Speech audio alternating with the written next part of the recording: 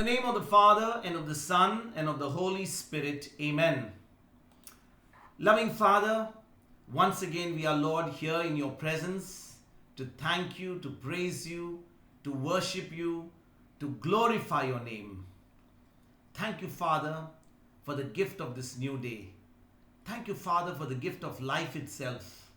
Thank you, Father, for the opportunity you give us each day to gather together as one family, even though we are in different parts of the world, we are in different time zones.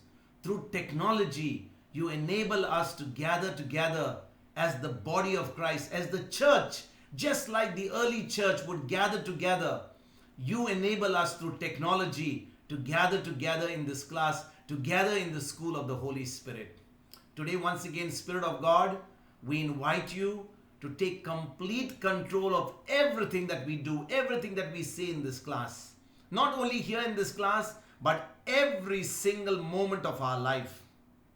We desire that intimacy with you. We desire that relationship with you. We desire, Lord, to know you more and more each day and to understand your purpose, your plan, your assignment, that mission that you have put us on this earth for. So that, Lord, we can successfully do that mission and be one day in your presence to hear those golden words, to hear those beautiful, encouraging and rewarding words. Well done, good and faithful servant. Enter into the joy of your master. Today, once again, Spirit of God, as you teach us the word, make this teaching simple, easy. Make it practical for us to apply in our day-to-day life. Give us understanding, Holy Spirit, so that as we do this word with that understanding, we can produce the fruit of the kingdom. We can live the victorious life that Jesus has already ordained for us. We thank you and we praise you, Father. In Jesus' name, amen. So my brothers and sisters, once again, a warm welcome to each one of you. Today, we are going to reflect on the day's gospel from Mark chapter 2, verses 7 to 12. Mark chapter 3, verses 7 to 12. And we began yesterday's gospel from Mark chapter 3. And we saw in yesterday's gospel, my dear brothers and sisters, how Jesus healed the man in the synagogue on the Sabbath day of his withered hand. And you know, my brothers and sisters, what we saw yesterday was that the Pharisees, the scribes, the religious leaders were actually hounding Jesus. Even though Jesus was doing great work, he was healing people, he was setting them free, yet those people, the religious leaders at those times, were hounding Jesus because slowly but surely these religious leaders were losing their hold on the people. Can you imagine? Earlier, it was the law of Moses. People would go and do their thing. They would follow the tradition. They would follow the customs. They would follow all the rituals that the priest and the Pharisees were teaching them in the synagogues. And all along, they had no problem with that. Although people were not having comfort, they were not enjoying that what they were doing. They were only fed up with what they were doing.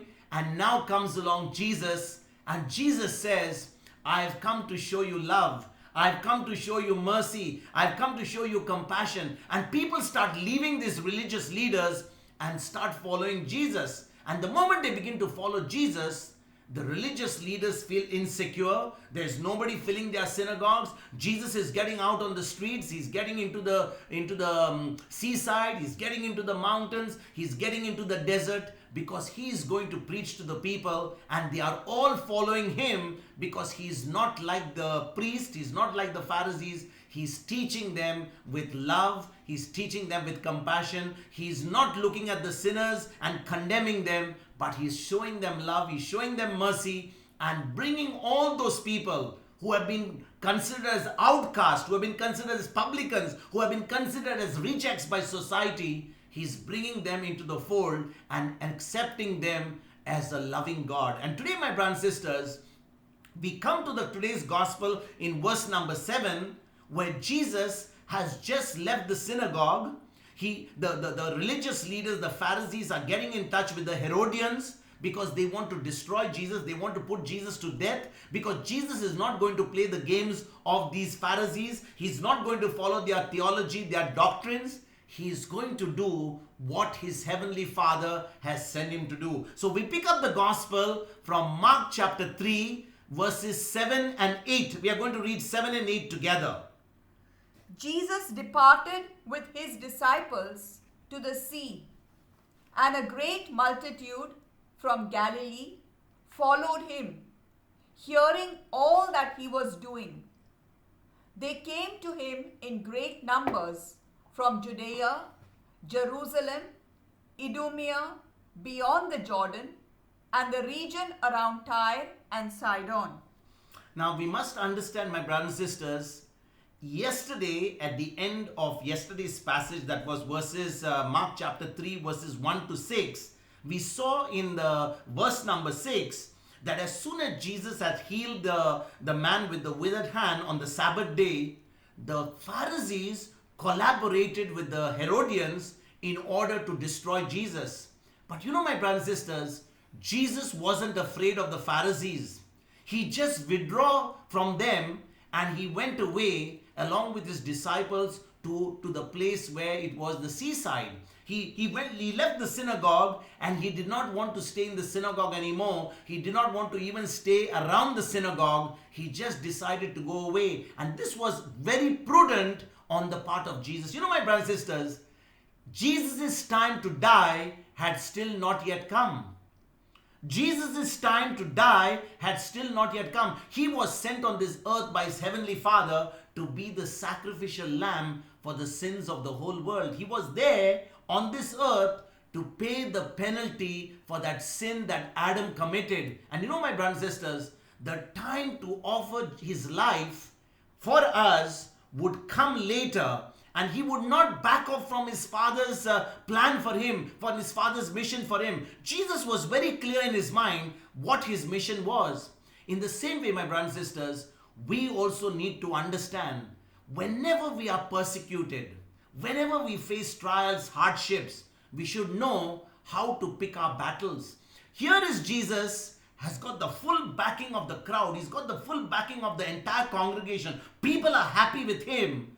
But the Pharisees, the religious leaders, want to gather together with the Herodians and want to kill him. In the same way, whenever we find ourselves being persecuted, there are times, my brothers and sisters, the Lord will direct us to avoid persecution. Please listen to this.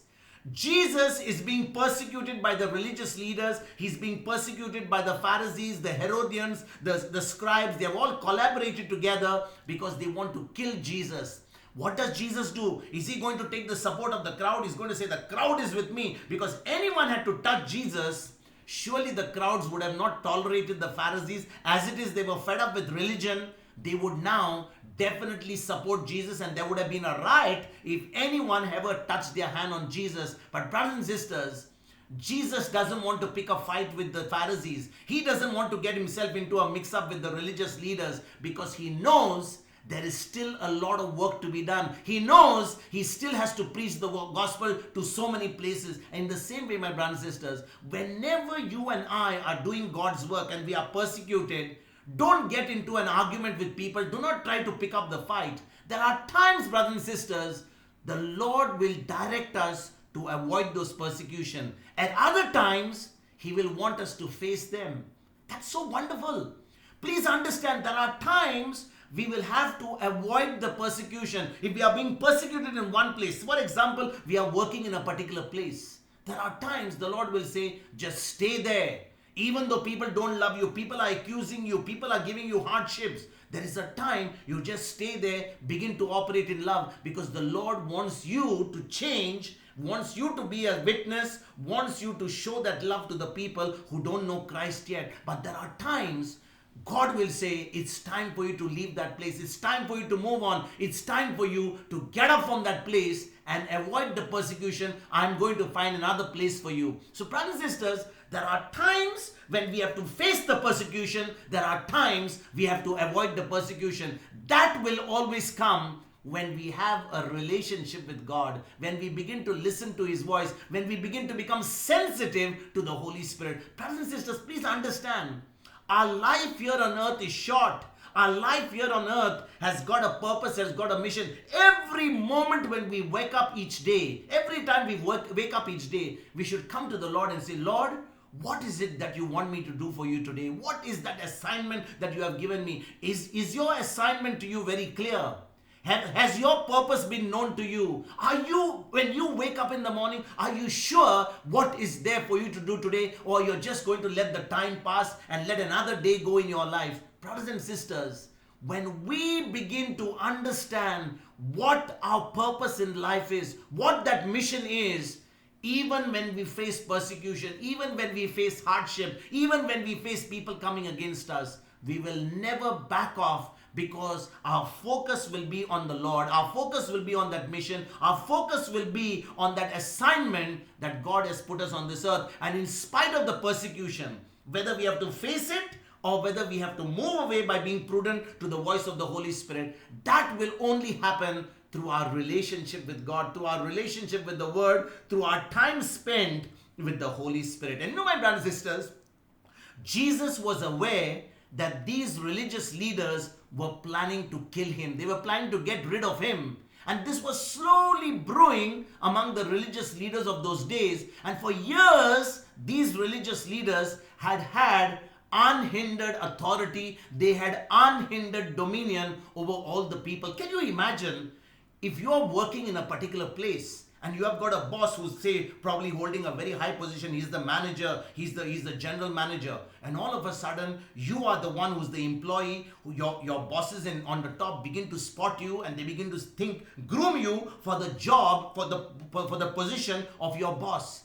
What is going to be the response of your boss to you?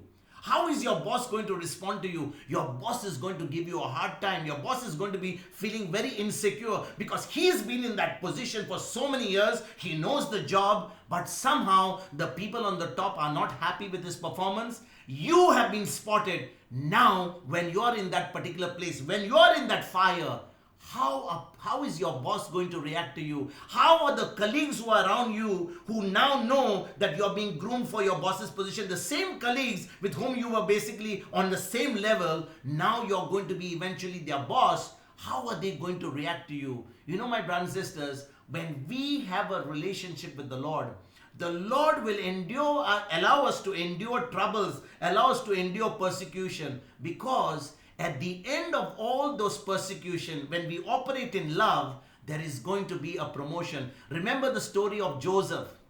Joseph was sold as a slave in the land of Israel. He was sold as a slave. He was sold naked. But what happened to Joseph? God had put a dream into Joseph that he was one day going to be a great person. But does Joseph's life starts with a bang? Absolutely not. He's sold into slavery. He's put into prison. He's been accused by his boss Potiphar's wife of trying to molest her, and he's dumped in prison. But through all the suffering that he's going, he's enduring all the persecution. He's keeping his focus on that goal, on that vision, on that dream that God has given him. And he endures all that suffering. He faces it by being a good employee. He becomes a good man. He begins to serve the Lord. He serves even his masters who have accused him as though he's serving the Lord. And you know, my brothers and sisters, now that Jesus comes on the scene, these leaders have been serving for so many years. Their authority has been unquestionable. Their dominion over the people just adore them. Not really, because on their face, they don't like them. They love Jesus. But now those leaders, those religious leaders now begin to feel insecure. Why? Because Jesus is now spoiling their party. Their party is over. All the good reasons that they had in order to stay in that position is slowly getting over. The people are leaving those religious leaders. They are leaving the synagogues, and they are coming to Jesus. They are coming to have a relationship with him. And you know, my brothers and sisters, religion is being replaced by a relationship with God through Jesus. And the religious system is suddenly beginning to feel insecure with all the changes that are taking place. The land of Israel is having the winds of change blowing across the land, which would eventually blow over to the entire world. Please understand, my brothers and sisters, in the land of Israel, when Jesus walked on the earth, all the religious leaders began to attack Jesus. They began to persecute him only because they felt insecure, because now the Son of God, Jesus himself, is coming there and preaching a new gospel. He's preaching to them that God is love. It's not about what they do, it's what God is going to do for them. How much God loves them. And brothers and sisters, the religious system at that time is feeling insecure. They are ready to kill Jesus. They are ready to destroy him. And what does Jesus do? Jesus withdrew at this time.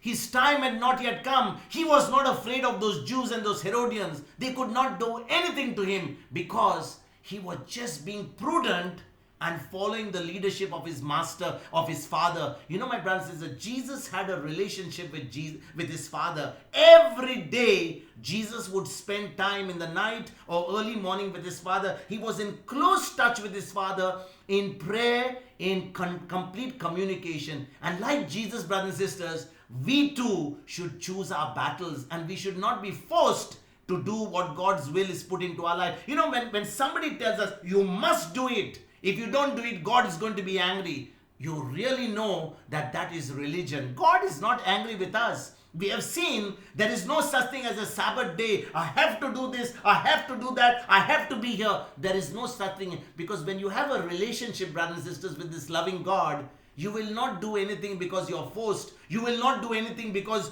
God is going to punish you. You will do it out of love. And you know, my brothers and sisters, we are not supposed to be forced into doing God's will. God's will happen in our life when we have a relationship with him. When we begin to understand his word, we begin to do his word. There is another thing I want to bring to your notice. You will notice in this particular verse that Jesus, after starting from the synagogue, where he himself went to minister to the people, was now moving away from the synagogues into the seaside. He was moving away from the synagogue. You know, my brothers and sisters, he needed the congregation, not the place. Jesus didn't need the congregation, didn't need a place. For Jesus, any place would do, whether it was the mountain, whether it was the synagogue, it was the seaside, it was the desert. The place did not matter. All that Jesus wanted was to be with the people. He needed a congregation. And you know, my brothers and sisters, the people were willing to follow Jesus to the mountains, to the hills, to the seaside, to listen to him. And that was the starting point. This verse number 7, is actually the starting point of Jesus's outdoor ministry.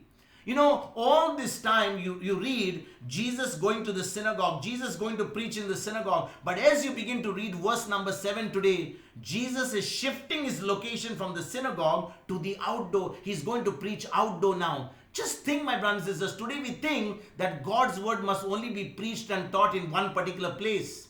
On the contrary, once the word becomes sweet and tasty through the preaching and teaching of the truth, people will draw to hear the word of God anywhere and at any time.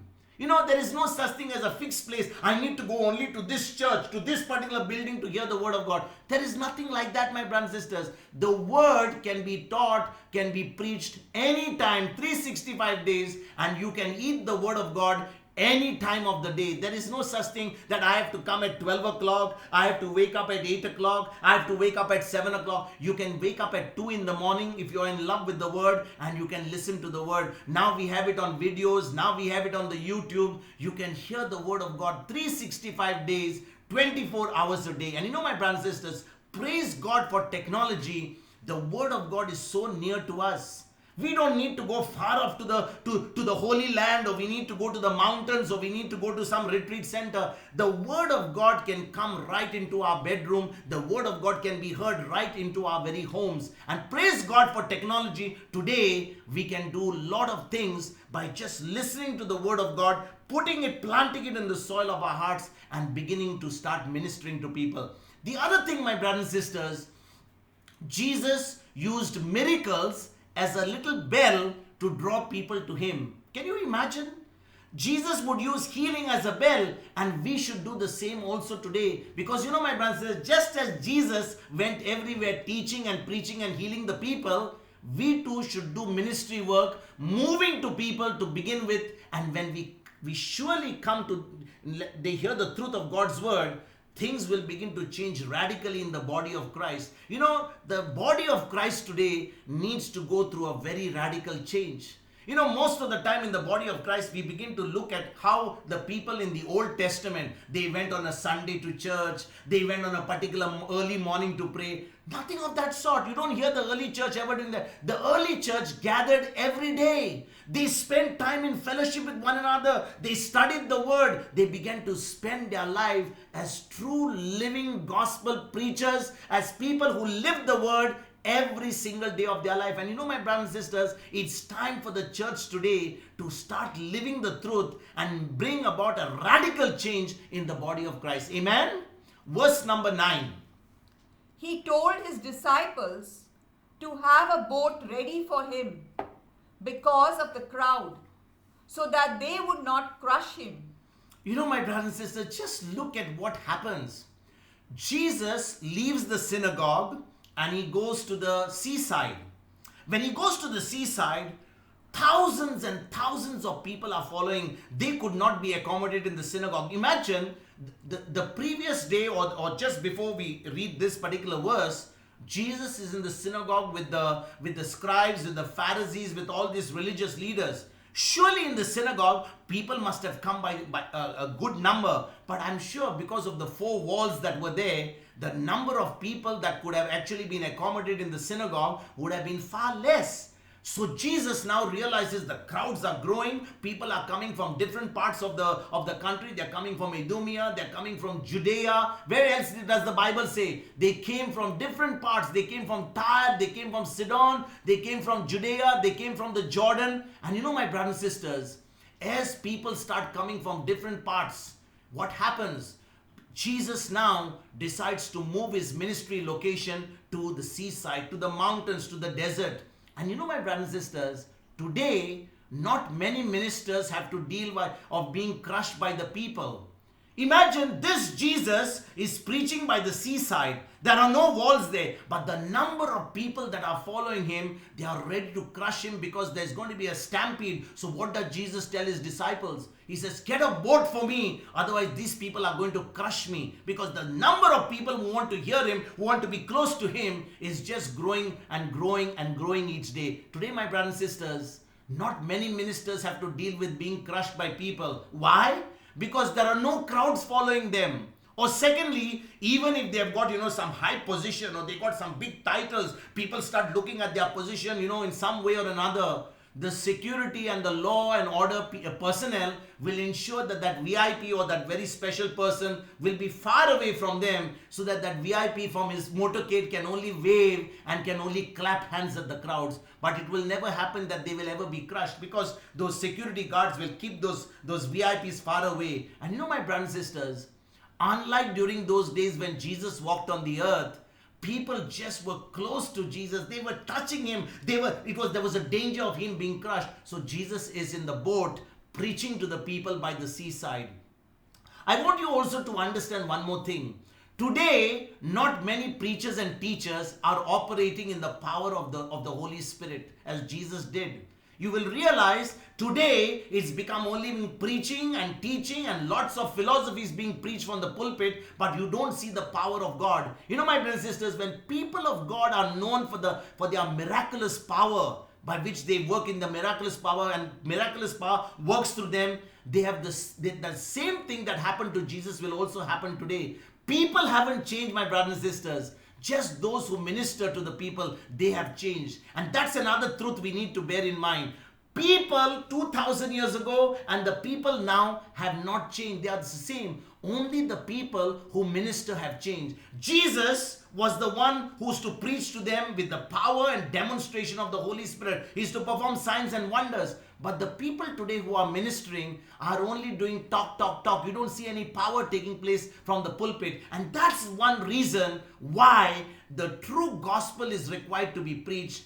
for us to preach with the demonstrative power so that people will see the power in that word, will be able to see the demonstration of the Holy Spirit, will begin to experience that word which is preached under the anointing of the Holy Spirit, and that's the time lives are going to change. Praise God that we have the Holy Spirit who's always been faithful. All we need to do is be committed and begin to do the word every single day of our life. Follow the great commission that Jesus has given us of reaching out to others by sharing the good news of Jesus. Verse number 10.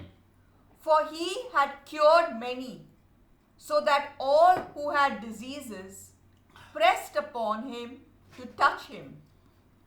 You know, my brothers and sisters, there is no doubt, absolutely zero doubt, that Jesus was the greatest teacher, the greatest preacher the world has ever seen. No one has ever preached or taught just like Jesus did. Even if you have somebody today who's a good preacher, who's a good teacher, he would not be even a tenth of what, or maybe 100th of what Jesus preached. The way Jesus, he was charismatic. He demonstrated the power of God with signs and wonders, and he preached with such power and conviction. Yet, my brothers and sisters, it was the miracles of Jesus that drew the crowds to him. Please understand, Jesus never just taught and preached. After preaching and after teaching, he always demonstrated that word that he taught with signs and wonders. And he told his disciples, he said, when you go out and preach the truth, when you go out and share the gospel, the true gospel, I will back you up with what you are preaching, with accompanying signs and wonders. And that's what we read, brothers and sisters, in Mark chapter 16 verse 20. The word of God says in Mark 16 verse 20 that the disciples, the early disciples, they went out and began to preach the word of God, and the Lord confirmed the word that was spoken with accompanying signs and wonders. So, brothers and sisters, if Jesus had to draw the crowd with miracles, how much more should we also do the same? If we are preaching the word and we are not able to also have any signs and wonders, how much are people going to listen to us? It is so very important that Jesus already showed us with his own example that if the crowds were going to come to him and the crowds were going to draw to him, we too today need to demonstrate the word that we are preaching with miracles, with signs and wonders. And know, my brothers and sisters, those who accurately represent Jesus should have people pressing upon them to be healed as well. Can you imagine this verse, what it says? He cured so many people and all the people who had diseases pressed upon Jesus to touch him. If you and I are people who really are preaching the word of God, we are really anointed preachers, then when people come pressing onto us, of course during this pandemic, I can sit here on this chair, preachers can sit in the comfort of their thrones and preach, because we can't meet people today. But when the time comes when we are going to meet and we are truly preaching with the anointing, just like when Paul passed, the shadow would fall on people and they would be healed. That same anointing is what each one of us should also desire. That when we pass by, people who are walking next to us with just our shadow should experience healing, should experience the miraculous touch. And you know, my brothers and sisters, if the early church and the early disciples could see those manifestations of God's glory because they preached the true gospel, they preached the truth, then today that same anointing is available for each one of us who are ready to accurately represent Jesus and have people come to listen to us and hear the gospel and be set free. I want to show you what exactly you and I as true disciples, as true believers are called to do. I want to show you a scripture where this same Jesus, when he began to preach and people who had disease began to touch him, they began to get healed as they touched him. But the same anointing is available for you and me today. I want to take you to John chapter 14, verse number 12. Verse number 12. John chapter 14, verse number 12. Very truly, I tell you, the one who believes in me will also do the works that I do, and in fact will do greater works than these, because I am going to the Father. What a wonderful promise of Jesus. What a wonderful promise. He says, the one who believes in me will do the same works that I did. The condition, my brothers and sisters, is those who believe in Jesus. You know, we can do the same works that Jesus did. Is it surprising? If Jesus has said something, Jesus is not going to speak words just for no reason. If Jesus said, if you believe in me, you shall do the same works that I did. And you know, my brothers and sisters, some people have focused on the greater works and forgotten what Jesus said, that we would be able to do the same works that he did. What are the same works that Jesus did? What are the same works that he did, my brothers and sisters? He healed the sick. He cleansed the lepers. He raised the dead. He made the blind see. He made the deaf hear. He made the lame walk. And you know, my brothers and sisters, we can and should be doing the same things, the same works that Jesus did. God hasn't changed. This same Jesus who walked on this earth 2,000 years ago said he would never leave us, never forsake us. He's the same yesterday, today, and forever. That's what Hebrews chapter 13, verse number 8 says. He's the same yesterday, he's the same today, he's the same forever. You know, my brothers and sisters, it is the people representing Jesus who have changed. The same early church with the anointing of the Holy Spirit, understanding the word, would go about and demonstrate the works of Jesus with accompanying signs and wonders. And until we accomplish, brother and sister, these works that Jesus did, we should not even worry about the greater works. Because in this verse 14, verse number 12, Jesus is saying, if you believe in me, you shall do the same works that I did. You shall even do greater works. But instead of thinking about the greater works, let us at least do the works that Jesus told us to do by believing in him. And you know, my brothers and sisters, this scripture that is in verse number 10, it's actually making it very clear that it is God's plan for us to do the same miraculous deeds through believers as he did through Jesus. You know, if you and I understand that each of us who believe in Jesus are called to do these miraculous works, then not only few people are selected, not some preachers, not some teachers, not some holy men, those who have done some special studies. This doesn't come by doing studies. This only comes through a relationship with Jesus. And you know, my brothers and sisters, the more and more time we spend with the Word, the more and more time we spend with the Holy Spirit, the more and more time we write down those things that we are listening, the more and more we go and revisit what we have written down and ask the Holy Spirit to give us understanding, we will see the same miraculous deeds being done through our hands when we do what Jesus has told us to do. The only reason, brothers and sisters, we don't see those miracles today or more miracles today is not because God doesn't want them to happen. It's rather because there are very few people who believe. You know, just like in the Old Testament, people were very happy with religion. You tell people to pray 1,000 Hail Marys, they will pray. If you tell people to fast for 3 days, they will do it. If you tell people to do 25 novenas, they will do it. But if you ask people to believe, they'll say, oh, that is a little bit too difficult to believe. If you tell me to do anything, I'm ready to do. But ask me to believe, please, that becomes a bit difficult. You know, my brothers and sisters, it is not our works. It is not our performance that gets God to move.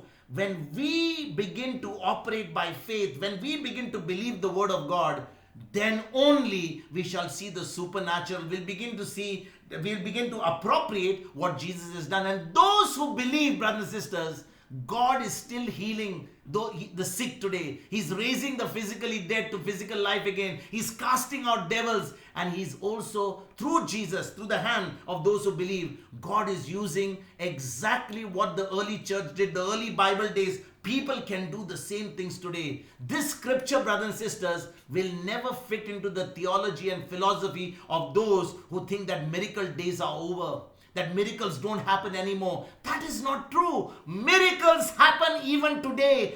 Today, right now, there are so many miracles happening around the world. They are never reported. But if there's a fire somewhere, or there is a dead somewhere, or people are dying of COVID-19, that will be highlighted in the news. That will be highlighted in the media. But when great miracles are happening, where God is working signs and wonders, you will never hear such news, because good news is never covered in the media. But when you go to the Word of God, when you sit with the Word of God, when you sit under the anointing of the Holy Spirit, you and I, brothers and sisters, will see the signs and wonders. We will be used by the Lord to perform miracles. You and I will see great signs and wonders happening in our very own life, in front of our very eyes. And brothers and sisters, when you begin to see that, you will be so hungry to go and reach out to others. You'll be so hungry to eat the word of God every single moment, because this word is not just alphabets or letters on the Bible. This is the living word of God. This is Jesus himself, the word that became flesh.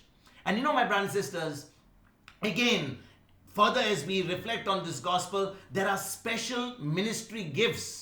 It is mentioned, in the first book of Corinthians chapter 12, I believe, verses 8 to 10. Can we read that? First book of Corinthians chapter 12, verses 8 to 10. It talks about, the special ministry gifts that have been given, and such as the gifts of miracles that only some people possess. Let us read that. I want to take you to 1 Corinthians chapter 12, verses 8 to 10.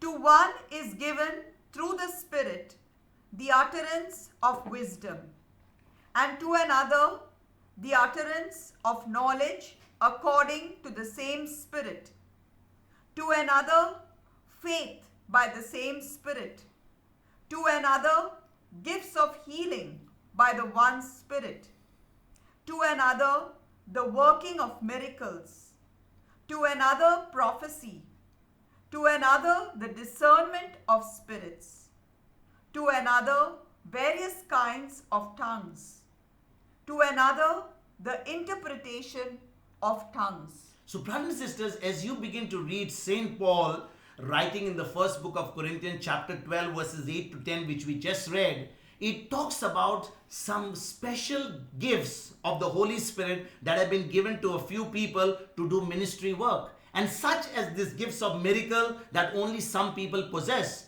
But when you go to John chapter 12, verse 14, the word of God says that those who believe shall do the same works that Jesus did. What this verse is saying, or what this verse is stating, that every believer can do the same miracles that Jesus did, and even greater miracles. Isn't this wonderful, my brothers and sisters? I want you today to take this John chapter 14, verse number 12, meditate on it, and begin to tell the Lord, Lord, if what your word says is true, I am going to believe your word, and I'm going to do what your word says. I don't care whether this has been given to me or not. I believe your word, and I'm going to see those great miracles and signs and wonders.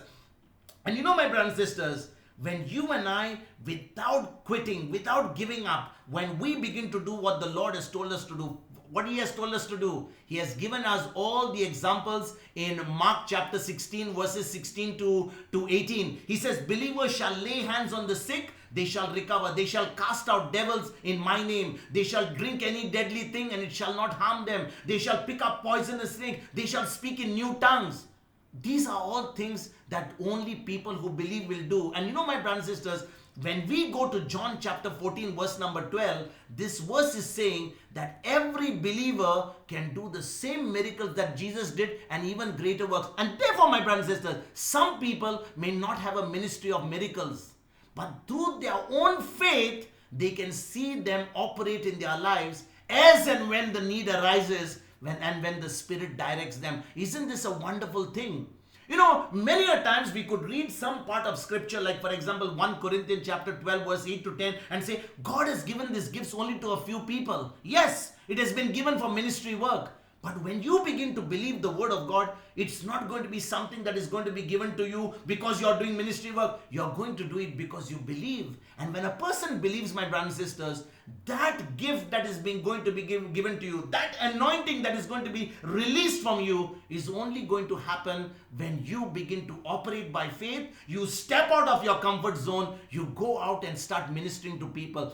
There must be a hunger, there must be a desire to go out and minister to people. Maybe, brothers and sisters, during this pandemic, many of us cannot go out. Many of us can gather together in the church, because they will say you cannot gather in groups because of the pandemic. But we have technology with us. We have got something like Zoom, which we are right now meeting together. Many of you can download this Zoom for about 30 minutes. It's free. You can have your own class for 15, 20 minutes, 30 minutes, share the word, share a testimony, and you can encourage your own little groups to start sharing the word. And if little groups start forming, brothers and sisters, now when somebody comes there and begins to say, I'm not feeling well, I'm having an issue with my finance, I'm issuing with my marriage, I'm having issue with something. Now because you know the word, now that you are going to practice that word, as you begin to minister to that few people and begin to hear their testimonies when they come back with results, those testimonies are going to build those people up. The word of God is going to get mushroomed and start going to go all around the place. And brothers and sisters, lives are going to be changed. If you can move out of your comfort zone instead of just being a hearer, and instead of just being a hearer, stepping out and doing what God has called us to do, I tell you, brothers and sisters, a lot of good is going to happen in the body of Christ. The Lord is looking for those people who are ready to obey Him, who are ready to listen to Him, who are ready to step out of their comfort zone and reach out. Otherwise, what they will do? They say, oh, this is pandemic. I cannot go out. The virus will affect me. My brothers and sisters, if you step out in faith, knowing that angels are around you, you can't see the virus, you cannot see the angels, but depends on whom you believe. Whether you believe that virus is going to kill you and paralyze you, or you're going to believe those angels that are around you who are protecting you and blowing all those viruses away and letting you go and minister to people. The choice is ours. When we believe and we step out of our comfort zone, reaching out to others, surely the Lord who is faithful to His word, who has put His angels in charge of us, will help us to go out and release that anointing on people. We will begin to see lives being transformed. We will begin to see those miracles happening from our hands when we step out in obedience to God's word. Verse number 11. Whenever the unclean spirits saw him, they fell down before him and shouted, "You are the Son of God."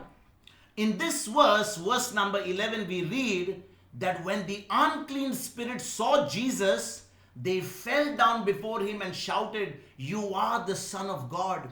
Can you imagine, my brothers and sisters? The devils, the demons were able to recognize Jesus as the Son of God. And we see here those who were demon possessed, because demons cannot shout. Demons would use the voice of the person whom they had possessed, and that person would open his mouth and say, "You are the Son of God," as though they were as they were being cast out by Jesus. My brothers and sisters, sickness is a spirit of infirmity. Poverty is a spirit of lack.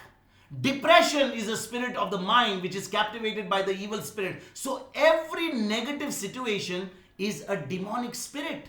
Maybe people will say that person is possessed and is behaving crazily. But a person who's got sickness has also got an evil spirit. He's got a spirit of infirmity. A person who's got depression has got a spirit of, captivated mind, which is again by the evil spirit. It's not coming from the Holy Spirit. It's not coming from God's Spirit. So when Jesus cast out those evil spirits, be it sickness or be it poverty or be it depression from the person, those who were set began to acknowledge Jesus as the Son of God. My brothers and sisters, when those people who were possessed by that negative spirit, they were being set free, they could recognize Jesus as the Son of God. They could recognize Jesus as the Holy One who had come down and set them free. My brothers and sisters, the question today is, do people acknowledge those who teach and preach the truth as sons and daughters of God? If Jesus, who was setting the people free from demonic spirits, from sicknesses, from depression, from poverty, from death, He was setting them free. And as they were being set free, they were opening their mouth and acknowledging Him. Jesus, you are the Son of God. Do people today who preach and teach the word of God, are they really the sons and daughters? Are they being acknowledged as sons and daughters? Or do they see them exactly like the Pharisees and scribes saw Jesus? Oh, that guy, he's the carpenter's son. He's the son of Mary and Joseph. My brothers and sisters, people haven't changed. People haven't changed. People's way of judging people hasn't changed. Just like during the time of Jesus, they looked at Jesus and they say, what is that man, that carpenter's son from Nazareth? What is he? Is he the Messiah? Is he the Son of God? But only the people who got set free from evil spirits, only the people who began to experience the love of God, only the people who began to experience that freedom in Christ and through the Holy Spirit, they could receive Jesus and acknowledge him as the Son of God. And you know, my brothers and sisters, that same anointing, the same anointing is available for each one of us today. And those who flow in the same anointing that Jesus flowed in are truly the sons and daughters of God through Jesus. And we'll have demons cry out. We'll find demons screaming as they come into the presence of such anointed people. Please understand, my brothers and sisters, you and I are God possessed the day we received Christ, the day we received our new birth. If we are not seeing God's glory in our life, we are not seeing the power of God flow from our hands and from our life into the lives of others, it's not because God is the problem. The problem is, are we really believing? Are we really opening our minds? Are we really renewing our minds? Or are we still not received the new birth? Are we people who are still dead in our sins? We need to really sit under the anointing of the Holy Spirit and ask the Lord, Lord, have I really received the new birth? Am I really being able to believe that you died for me on the cross? Am I really born again? And if I have not really believed that, it's time for us to confess Jesus as our Lord. It's time to make him the Lord, God and Master of our life. It's time for us to renew this mind, my brothers and sisters. It's time for us to see demons screaming, shouting, screeching and leaving out from our presence because of the presence of the living God in us. Today the same anointing as it was available with Jesus, as it was available with Paul, with Peter, with all the early church, that same anointing is available. Jesus is the same yesterday, today and forever. The only issue, my brothers and sisters, is we are not believing enough of the word. We are more focused on what we see, what we hear, what we taste, what we smell, what the newspapers are saying, what the TV is saying. Many of us, brothers and sisters, right now, you who are listening and will be listening later, you come to a Bible class, and as soon as the Bible class is over, you open the television, you open the internet, and you watch a lot of junk. And whatever you have learned, it's gone out of your mind. You have focused on the death that is available on the television. It's time for us. It's really high time for us to separate ourselves from the media. It's time for us to separate from Bold and Beautiful. It's time for us to separate from Saas and Bahu and all these other serials, that junk which is seen on television, and start looking at the Word of God, spending more time with the Word of God, building our relationship with God, building that intimacy with Christ, and beginning to see the power flowing through our hands, flowing through our lives, because that anointing of the Holy Spirit is very much available. Jesus is alive. He's the same yesterday, today, and forever. Verse number 12, our final verse for today. But he sternly ordered them not to make him known. Jesus ordered them not to make him known. Imagine, brothers and sisters, Jesus is talking to the people who were shouting. They were devil possessed. They were possessed by evil spirits. Jesus is telling those people, he's commanding those spirits to shut their mouth and not to make him known. Isn't this amazing? Most people today would want such miracles to get them as much exposure as possible. People want to know that they are the ones who are being used by the Lord. But Jesus was not like people today. My brothers and sisters, he is a God who is meek and lowly in heart. Please understand, in Matthew chapter 11 verse 29, Jesus says, "For I am gentle and humble in heart, and you will find rest for your souls." This is our God. He is gentle and humble. He doesn't want publicity. And my brothers and sisters, unlike today, when there are some ministers through whom, great signs and wonders take place, they always want to publicize it because it will give them bonus points. It will help them to, be known. But brothers and sisters, there are a number of times in the gospel where Jesus told people not to promote his miracles. Yes, there are times Jesus said, go and share your testimony to others. Tell them what God has done in your life. He has even said, if you don't acknowledge me before people, I will not acknowledge you before my Father in heaven. He said, if you reject me before people, I will reject you before my Father in heaven. And yet the same Jesus, there were times when he said, please don't tell other people. I want to take you to Matthew chapter 8, verse number 4, to give you one example when Jesus said not to promote him. Matthew chapter 8, verse number 4, it so happens Jesus tells the particular person not to tell about the miracle that he did for very good reason. Let us see what it says. Then Jesus said to him, see that you say nothing to anyone, but go, show yourself to the priest, and offer the gift that Moses commanded as a testimony to them. You know, here in this particular verse, Jesus was talking to the leper whom he had healed. And he's telling the leper, don't go and tell anybody about it, but go and show yourself to the priest, because if you go and tell anybody about it, first and foremost, I'm going to get into trouble. I myself am going to go into quarantine. I'm also going to be cut off. So don't tell anyone. Go and show yourself to the priest and show them that you are completely healed. But did that man actually go and show himself to the priest? He opened his mouth and he told everybody what Jesus had done, and Jesus had to be, quarantined. He had to go out of the city and be away from the crowd. You know, my brothers and sisters, there are a number of times, as I said, Jesus said to the people whom he healed and performed miracles not to tell anybody. But this verse was clearly informing us or stating that there were reasons for doing this. It was to fulfill scripture. It was to fulfill what Isaiah the prophet had written centuries before about Jesus in Isaiah chapter 42, verse numbers 1 to 4, I believe. In Isaiah chapter 42 verses 1 to 4, it was Isaiah the prophet who had written about Jesus, that he would not go and make a lot of noise on the street. He would not go and blow his trumpet. He would not go and try to change things by force. He would do it gently. He would do it with love. Let us see what Isaiah writes in Isaiah 42 verses 1 to 4.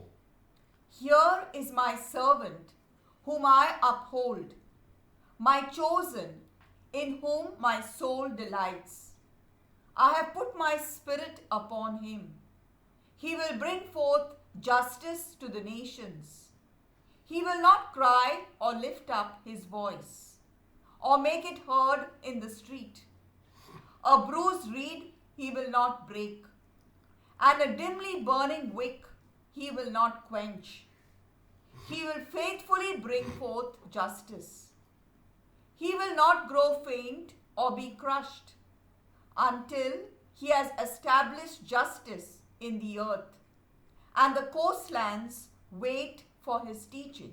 So here we read exactly what Isaiah wrote in Isaiah 42 verses 1 to 4, Jesus bringing those words to pass. You know, my brothers and sisters, what Jesus was telling the people who were demon possessed not to go and tell him, not to make a lot of propaganda about him, not to tell everybody what he had done, is exactly what Isaiah the prophet had written, because Jesus did not want to have too much of publicity for him. There was a practical side to this, my brothers and sisters. What is the practical side? You know, the crowds which followed Jesus were already so large that he couldn't even enter into the cities. Jesus had to go away from the city. He had to go to the seaside. He had to go to the desert. He had to go to the mountain. It was impossible for Jesus to get into the city. Why? Because if such a huge crowd had to come into the city with Jesus, it was going to create a stampede. Whole life would have gone out of gear. Please understand. Imagine in a city like probably, like London, you have a big leader and there are millions of people on the street. The traffic will be stopped. The business will be stopped. Everything will go haywire because of one person. And imagine those days, if Jesus had to be known by the thousands, which he was, and he had to come into the city, every life would have been paralyzed, because Jesus had a great following, my brothers and sisters. So he didn't need any more publicity.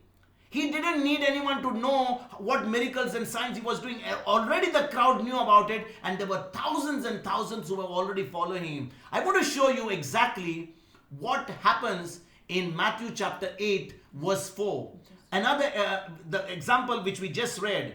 In Matthew chapter 8 verse 4, Jesus told the leper not to go and tell anyone about it. We just saw that verse in Matthew chapter 8 verse 4. He said, go to the priest and offer the gift that Moses commanded as a testimony. And you know, my brothers and sisters, Jesus was telling the leper to remain silent, not to open his mouth, because too much publicity would actually limit his freedom to move about.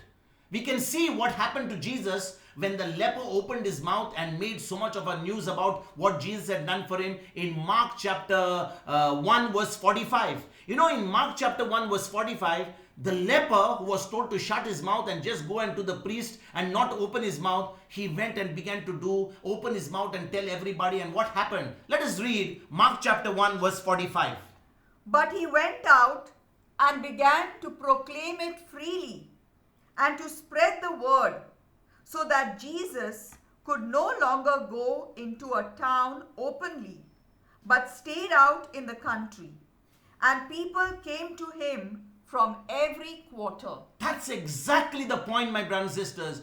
Jesus knew if people were told about all the miracles that he was done, that a leper was healed, somebody was raised from the dead, and people were going to go and tell everybody about it, Jesus would never be able to go out openly because the crowds were just following. In fact, it says in this verse, in the earlier verse, that people were crushing him. He had to go to the beach. He had to go and sit in a boat because the crowds were absolutely huge. You know, my brothers and sisters, too much attention, too much of adulation, too much of exaltation of Jesus from the people would have also forced the religious leaders to try to silence him faster.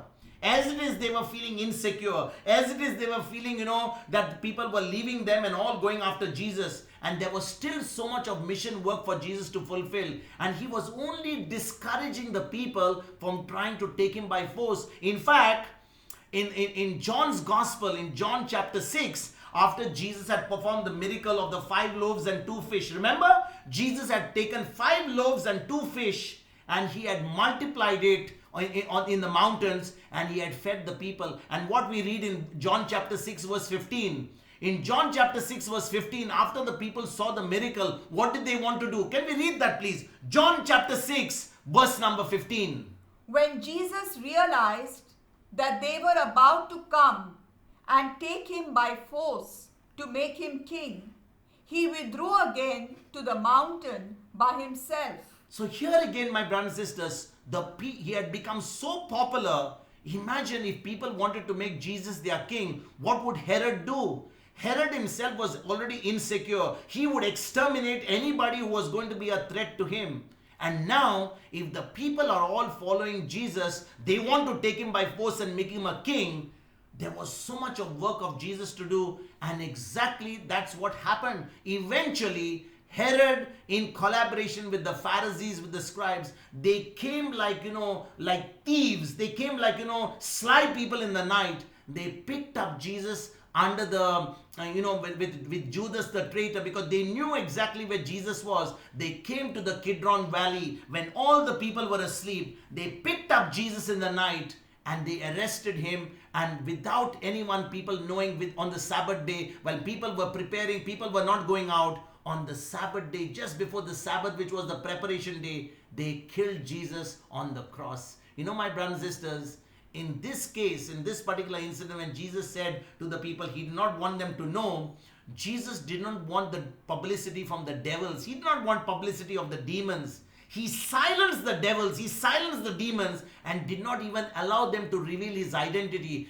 Jesus used his authority to silence those demons, to silence those people, because, the same thing that Jesus did, we also should do. Whenever the devil speaks, whenever somebody speaks, which is contrary to the word of God, we should not tell them to shut up. We should speak to that spirit of unbelief. We should speak to that spirit of fear. We should speak to that spirit of anxiety. We should speak to that spirit of sickness. We should speak to that spirit which is making people open their mouth, and command that spirit to leave. Most of the time, we begin to judge the people. And my brothers and sisters, if God has given you and me that authority in Christ Jesus today, just as Jesus silenced those demons, just as those people who were possessed by evil spirits were opening their mouth and saying, you're the Son of God, today we don't have an issue with that, because nobody ever looks at us as sons and daughters. We know who we are. But when we begin to manifest God's glory, that same power, that same anointing that flowed through Jesus is going to flow through you and me. The world is going to change. The